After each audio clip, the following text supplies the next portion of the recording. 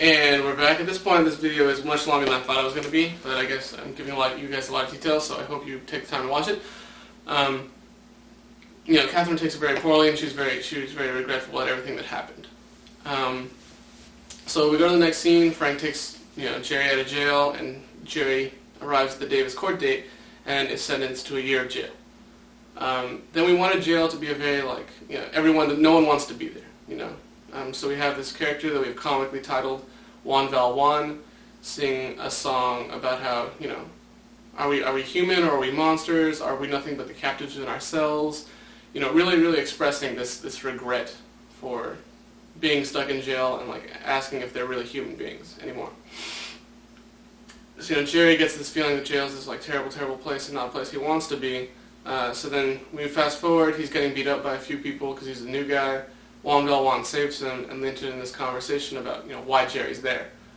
And eventually, Juan Val Juan kind of corners him, corners Jerry into all the mistakes that he's made in his life, and it kind of reaches ahead at Jerry says, I did everything I could, it's not my fault. And Juan Val Juan asks, for who? And this question kind of encapsulates Jerry, who did you do everything for? And it really brings to a head this idea that he did everything for himself, and he was very selfish through all of his actions, and could have done so much more for everybody else. It's kind of implied that Juan Val Juan's taken off stage and executed. Jerry has about 9 months left in his sentence at this point.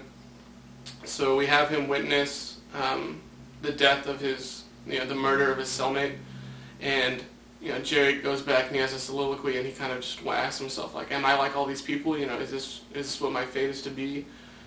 Who was that man? Is he any more deserving of death than I am? Could that have easily been me? And he kind of resolves to change who he is, because he doesn't want to be one of these monsters that's in jail. So Frank, he gets out of jail, and Frank tells him, you can stay with me. He sings a song similar to Lean On Me, which was what we were going to use, I'll always be there for you.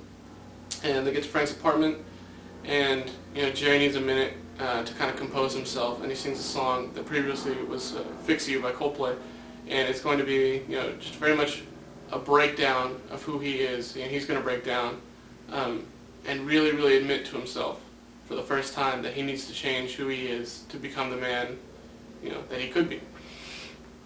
So then we're going to fast forward a little bit, and then we start Act 4. Act 4, Frank sees this new property that he could buy, and Jerry could open up a business in, and he tells Jerry, and Jerry's very dismissive, that's not my lifestyle, that's not me, I don't need that, because he's never been a manager or a boss, and he kind of looked down upon that lifestyle. It's really boring and lame. So then Jerry goes out for a walk and encounters this young man named Nathan, who in so many ways is like a young version of Jerry. And Nathan's nervously holding onto a bottle of whiskey, smuggling it and everything. Jerry gives him a few pointers. He decides he wants to save this kid from all the mistakes that he made. So he gives him his card and says, meet me here, Monday at 8 a.m. I'm starting at 5 and done. So we fast forward a little bit in time. Nathan's become one of his best friends and coworkers. And Jerry's on the street. He actually encounters Catherine again. And he tells her, I understand why you did everything. I should have cared more. I should have tried. I completely understand, but I can never forgive you for what you did, because Walter dying and all of these other effects that happened. He can't just let her off the hook for everything that happened between her reporting the bar and him being where he is now. He's glad that he was able to change, but it could have been done in so many different ways. And he kind of just leaves her in the streets. And then we go over to Jerry's 5 and Done. We see him interact really well with the customer, kind of a parallel universe to earlier when he reacts very poorly with a customer in the bar. And then we have this new love interest, Elizabeth Traver, walk into the bar, and she's this very naive, kind of cute, flirty girl from Evansville, Indiana, and we have Nathan and Jerry kind of compete, and Jerry eventually sends Nathan in the back to do some paperwork. So we have this developing relationship with Jerry and Liz. They meet each other and kind of flirt with each other a little bit the first time. Then we fast forward a little bit. They'll sing a duet, kind of expressing their growing love and infatuation for each other, showing that this is going to be a growing relationship for both of them. And then we actually in the process of writing a new character named Betsy Dorman. She's going to be Liz's roommate, and she's going to be very skeptical that Jerry was a man who changed. She knows about his past, and she has a hard time really believing that he could really throw all that away and become a better man. So we have Jerry kind of have to overcome that obstacle. Then we fast forward about 2 years, after he's overcome all these things. He's a very successful businessman, and they're at a restaurant celebrating what's been a fantastic, year. He's engaged with Liz now, and everything in his life is going pretty great. So they start singing a song that was previously "Don't Stop Me Now." Just a song, like, we're gonna have a great night tonight and everything, a celebration. Tom and Charles are actually gonna walk into the restaurant, recognize Jerry, and approach him. Hey, what's up, man? Because they don't remember anything that happened. They don't remember the scuffle. They just oh, it's my old friend Jerry. So they start reprising the song that they sang earlier in the mashup in the bar before the raid, and then while Jerry was at their place, we're singing songs, let's everybody have a good time. And Jerry and his friends will kind of restart their song and overpower Tom and Charles and kind of, through song, push them out of the bar and out of Jerry's life for good. So at this point, Jerry's overcome the really three obstacles in his life, Tom and Charles, Thracians, Catherine, and alcohol. And he's really overcome these things in his life. So we really want this to seem like it's the true ending of the play. You have really epic ending, lots of long drawn out chords. It really sounds fantastic and really kind of cheesy musical ending. And then the scene will open back up, and you'll see Mary Elsner pinning a note to a door, and walking off stage. And Jerry will approach, and Jerry will begin to read this note that's from Frank. So Jerry will read about the first half of it, and then Frank's voice will take over from off stage. And it'll be kind of Frank detailing how proud he is of Jerry as a man, how incredibly happy he is that Jerry could find happiness, and he couldn't think of anyone more deserving after all the things he's been through. Earlier in the play, we actually have Frank sing a song kind of lamenting lamenting life. Frank is a man he's a good person, and he's a great guy, and everybody loves him, but he doesn't really think he has an impact on the world. He doesn't think anything he does really matters. And he explains this to Jerry for the first time, and actually reveals, he didn't need to do some grand gesture to make a difference in the world. He just needed to turn one man's life around to really be happy. Obviously that man was Jerry. Frank then reveals that he's been hiding, that he was diagnosed with pneumonia 2 years ago, and it has become a rather aggressive strain, and it was something that was going to kill him. And obviously at the time of the reading of the message, Frank has passed away.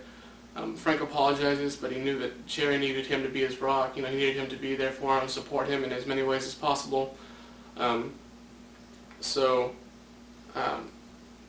Frank ends up, being very proud of the man he's become, and knowing that Jerry will really, continue to find his lot in place and, become the best man he possibly can be.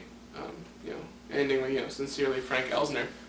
During the reading of that part, it'll actually be all instrumental, a very solemn version of Parting Song we'll be playing, and that'll be kind of a nice nod towards brothers of what Parting Song can mean. And then we're going to have Jerry walk into his apartment, and from off stage, Frank is going to start singing "A Brother at the Door." And we have all these things that we talk about as brothers that matter. Jerry will pull out some food and put it on the table. There's a bite that's waiting, left on the table. There's a bed that's waiting here. All these things that Frank provided for Jerry for so long, that we really talk about. That we'll provide for each other.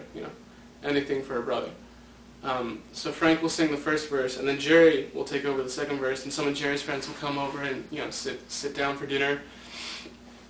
And we really want to emphasize this idea that a hearty welcome from a brother, who was waiting at the door, from a brother who previously was waiting at the door, because that's what Jerry's become. We all at certain points in our lives are the man outside the door, and we all hope to grow to be the man, inside the door welcoming that brother in. And we've seen Jerry really grow into this character and grow to be like Frank and be this, very symphonian-like man.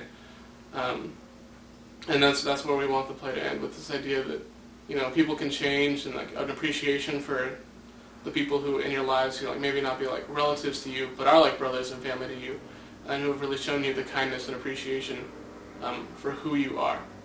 And that's what we're hoping to leave everyone with. And we're hoping to leave brothers, hopefully a little emotional, and really an appreciation for what we have here in Phi Mi Alpha. There's a few songs and other descriptions that I kind of left out just because whizzing through all this stuff and trying to keep this video under 20 minutes, which I probably didn't do. But yeah, wanted to give you guys kind of a preview of what you can be part of. We need people to help with stage management, lighting, costumes, set design. Devin and Philip are in charge of props, and they, obviously could use a few guys to help out with that. The writing team is pretty set, but we're still looking to cast a few members. If you're interested in being in the chorus, if you're interested in being in the pit that we're going to have, there's lots and lots and lots of things that we would love to see you really, really take on the message that we're trying to give with this musical and give it to a community and give it to the chapter. I think this could be a great blueprint for chapters across the country to do, put on a musical that really showcases what our brotherhood can be. So I hope you watched it and enjoyed, and let me know if you want to get involved. Thanks.